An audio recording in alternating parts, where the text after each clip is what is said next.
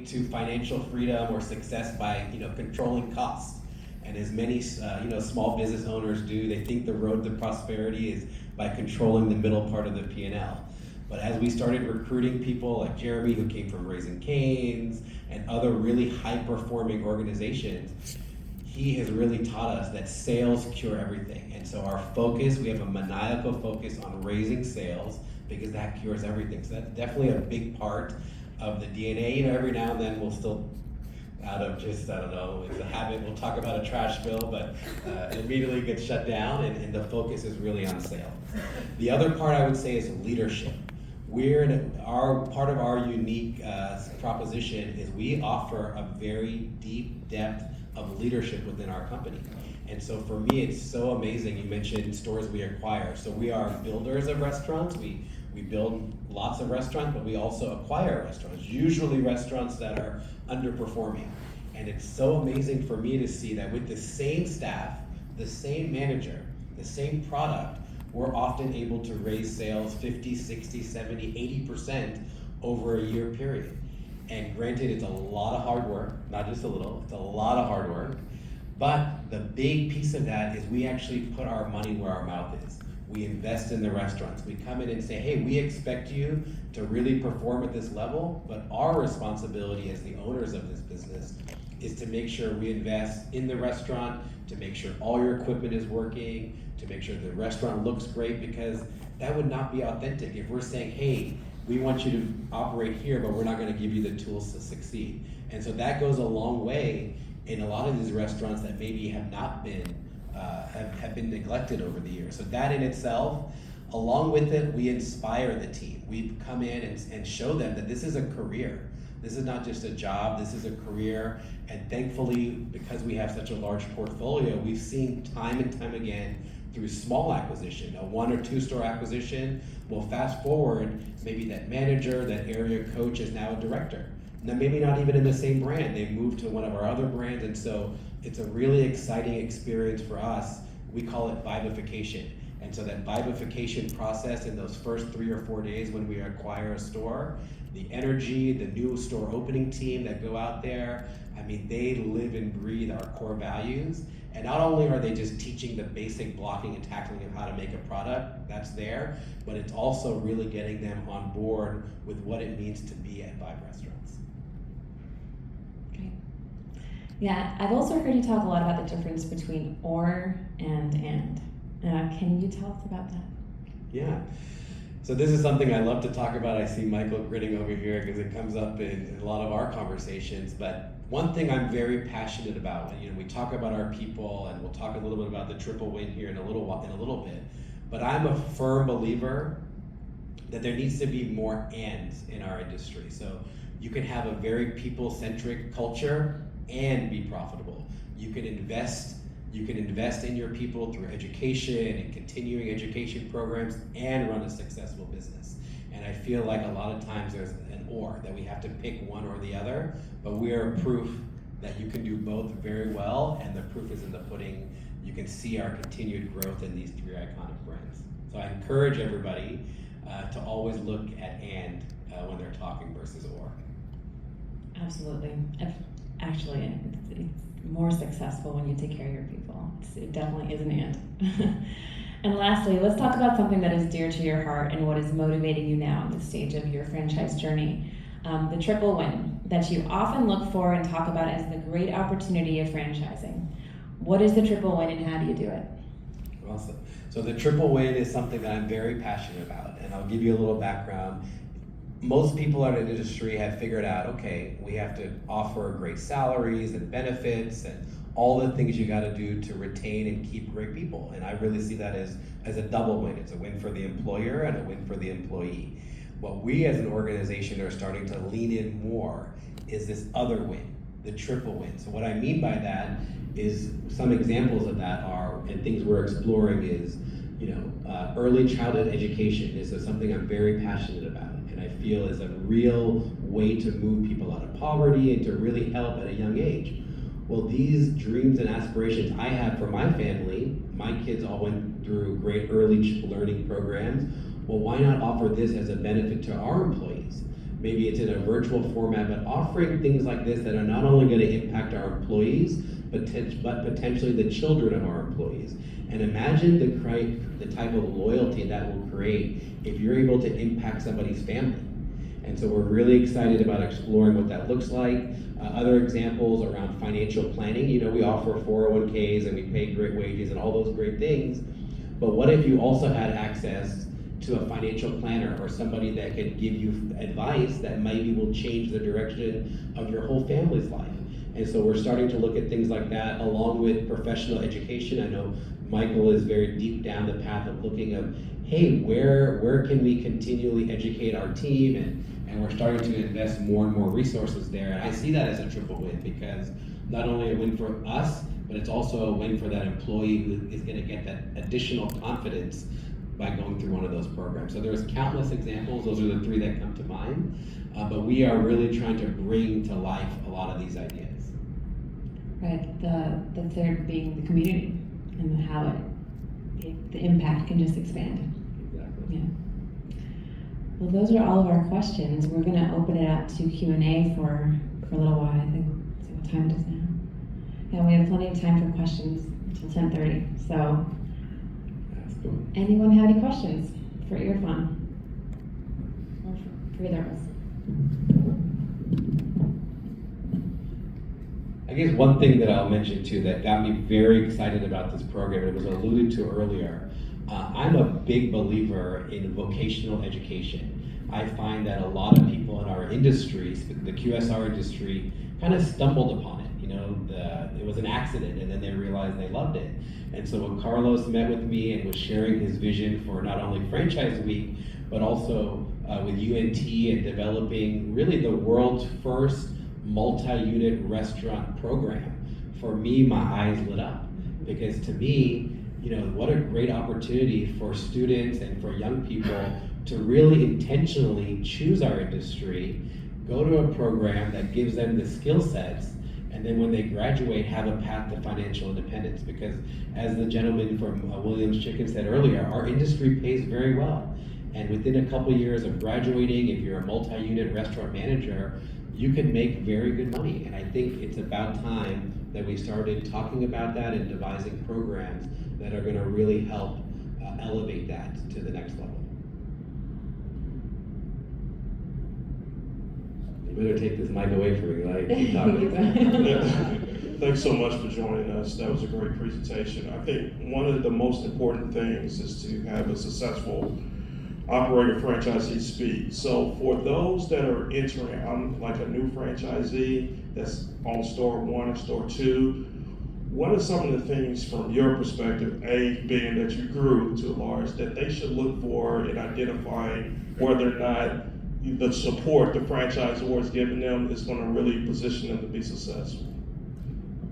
Yeah, great question. And I get the opportunity to talk to a lot of up-and-coming franchisees, and some are calling that are looking to get into business. And the one I love to get is, hey, I'm a sales rep at Cisco, and I'm looking to also get into Little Caesars. I want to keep my day job and do this. And I have to be the one to be the bearer of bad news and say, this is not a part-time job.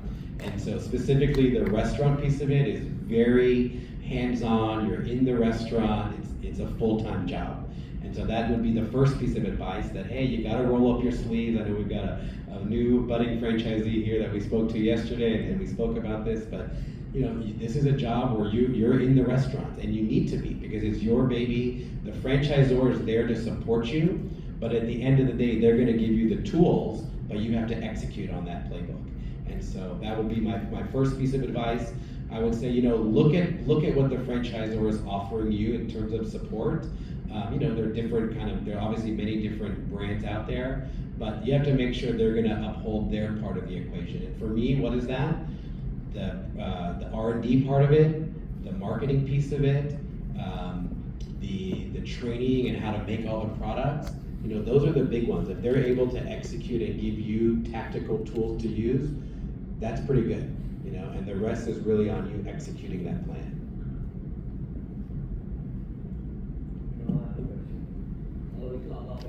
Anyway, so I'll put you on the spot a little bit. In all these years, has any employee come up with a great product or a great service and run it out to you guys and that you implement it across the company? Product I'm not sure about. Being part of these larger brands, they're very specific on what we can sell, but I know that I can't think of one off the top of my mind. I'm sure Michael and the guys up front probably have many ideas, but we make sure as part of our annual meetings with our teams, regular huddle calls and regular communication, there's no holy grails at Vibe. If there's a better way to do something, our team is very open to taking that feedback and saying, you know what, maybe there is a better way to do something. And so I think, one of the things that we talk about a lot at our company at all levels is, hey, you check your ego at the door, including me.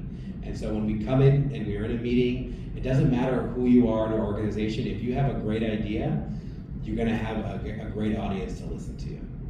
And it's been a really big part of our success. And I see the brands that we work with, the ones that are excelling are the ones that are eager to learn. And they're really wanting to know, hey, what's working for you, what's not working, what's working in your other brands. And I love when I hear that because that means they're open and receptive to feedback. Great question, thank you. Nobody else raised their hand. I was going to ask a question then. So a couple of things you said I think are just like very foundational principles that I actually see seeping into life. And a couple of those particularly, focusing on the top line and not the details of the costs that we can get so structured in. In another sense, that's also called the accounting death spiral. We get so focused on costs, we cut things, and sometimes get in a terminal loop down. I see that sometimes applying in other areas of life. But you talk to another concept of focusing on and as possible in favor of just the or. Sometimes that's called the tyranny of the or and the genius of the and. So in that way, you're being a genius. But I also see that popping into personal life for me as well. Have you seen that spread into other parts of your life beyond just the workplace? 100%. So everything I talk about when I'm up here, at Vibe, when I give these talks, I'm a real big believer in being an authentic leader. And so everything that I preach sometimes or talk on my sandbox are very much things that I bring into my own life. Probably to my family's chagrin sometimes. I'm very much all about this. But yes, to answer your question, I very much walk the walk of the things that we talk about within our organization. And that's really resonated. We recently, just to give you a tangible example, we're looking to expand our Whataburger footprint into other markets. And of course, they wanted a business plan and all that, but Whataburger as an organization, we know they make decisions from the heart. And so pretty much on the fly, I decided, okay, hey, along with this, we're gonna make a real quick video with Emily's team's help on why Vibe. And we got some of our key leaders in the Whataburger business. Jeremy happened to be at that groundbreaking that day. And we put together a couple-minute video that highlighted why Vibe. Not all the financials and all the structure that we've built, but really why we care so much about this brand. And let me tell you, I sent that off. I met with their executive team shortly after, and everybody in that office was talking about this video. And I guarantee you that's going to be one of the reasons we get awarded some additional areas is because it's so authentic. The authenticity of the three founders is alive and well within the organization. And I think that's important to not have that, disparaging kind of, oh, I say this and I do the other thing, because I learned this tagline earlier, or a couple days ago, that trust is the new currency of today. And the more we can build that trust amongst our employees, the better off we're gonna be. And so I don't think you can do that unless you're truly being authentic. And also because your purpose and your culture are so aligned. Yeah, so it really resonated with them. To that question on trust, you mentioned earlier about putting the manager's names on a store. What impact have you found with doing that? Because, I don't want to date myself now, but I'm 41. And I last went to grad school was 2009, which was right before all the cell phones took over. So since then, these fundamentals of what I was taught, and then you get into the whatever you want to call it now, the cell phone era, where it's no one owns any of these companies anymore. You know what I mean? It used to be Bob's mechanic shop on the corner, and you could take your truck there because you knew Bob in the community and yada yada yada. then it was all sold off to private equity, and now no one owns anything. So you're going around going, who is doing all that? We have automated ourselves out of business. Because like I'm the old guy that does real estate, and yesterday I'm trying to use the bathroom. And so there's like 9 steps of automation now because someone doesn't trust me to use soap at a proper level or turn on the faucet. So I'm doing my thing, and I'm washing my hands, I got soap and I'm doing it, and then I get soap on my jacket because the thing stopped because it doesn't trust me. And then I go over here and then it clicked on again, and I'm going, this is stupid. Like, we've been trying this in the real estate section since the 90s. It sucks. It's not better, but yet we keep doing it because we have absentee property owners who aren't there, and we've automated this stuff. So I'm going, I think it's going back to, hey, someone's name's on the thing here. They actually care, to your trust comment. Does that make sense, or should I just go back to being in the matrix? No, well, it makes a lot of sense, and it actually amplifies this idea that, granted, we're part of national brands that have national footprints, but we really want to make sure that in that local community, of course, we're hiring locally, the manager is plugged into that community, and by adding the name to the window in certain cases where they're operating at a very high level, it's just adding to that, hey, yeah, this might be owned by a company that's based out of Dallas, but we support you in the community, we're going to invest in the community, and by putting that on there, it really, I would say, accentuates that. I think that's brilliant from the aspect too, because that's the same person that people see at church. It's the same person people see at the Friday night football game. It's the same person that, you know, they're walking down Main Street with. If anybody walks down Main Street anymore, I don't know. But I mean, they just see them all over the place, and it personifies the business.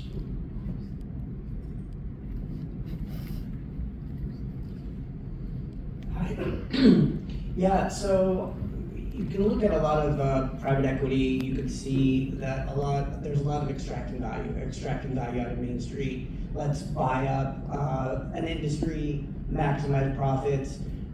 I see you doing the opposite, and actually this whole conference has really been quite the opposite. I see you giving value, putting people on their first plane ride, putting people on their first business that they've ever owned, and so forth. And I'm wondering if you could bend the ear of these people that are extracting value. You know, you can look on the internet and find out all of them. If you could bend their ear today and give them one piece of advice that would change the narrative for them, what would that be?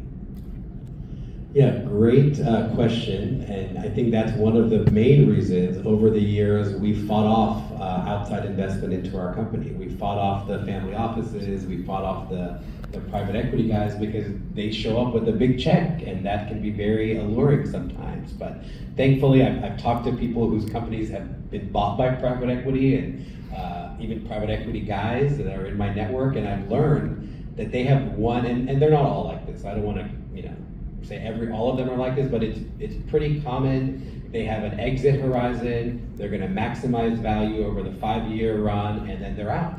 And so for us as founders, that was the last thing that we wanted to do, to build this great company and then have somebody else at the seat at the table whose vision is not as long-term as us.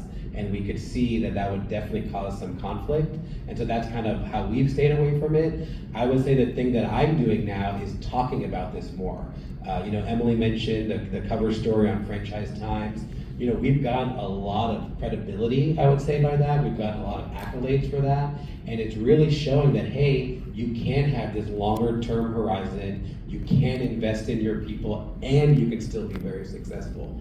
So I think it's just continue doing what we're doing. We're getting people's attention, and hopefully we're the catalyst of this starting to change.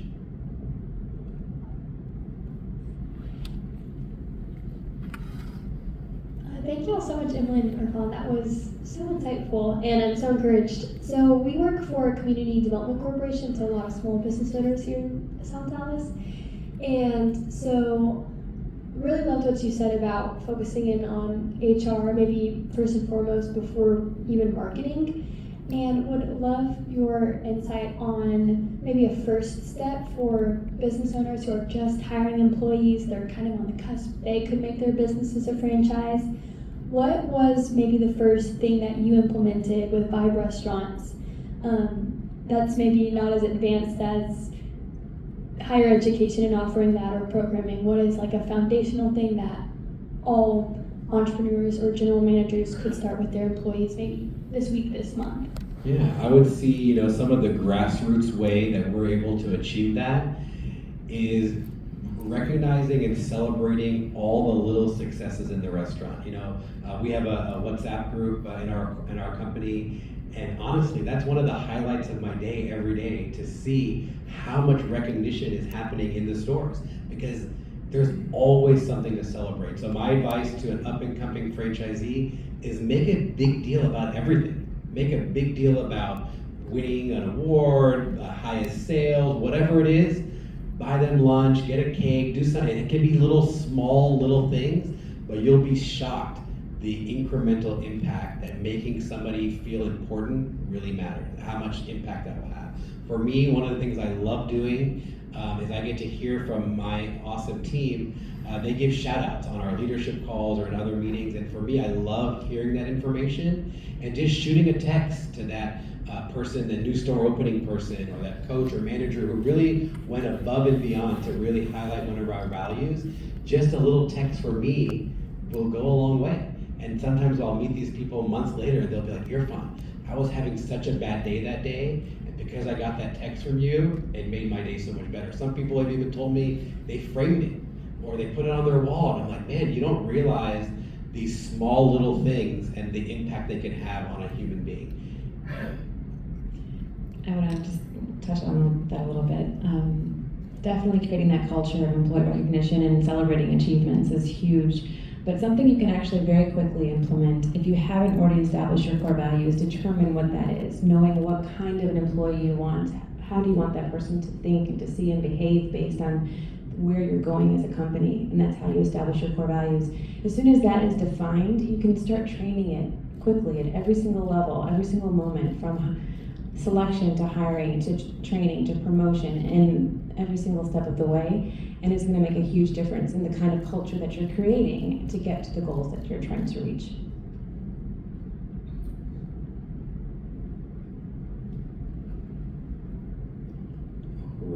So thank you for the questions, and once again, thank you for giving us both the opportunity just to share a little bit of our story. And thanks again for all those who came out to support. And we're at the start of something really amazing. So thank you, Carlos, for being the thought leader, and the rest of the team here. This is a big deal, and I really, really appreciate the time today.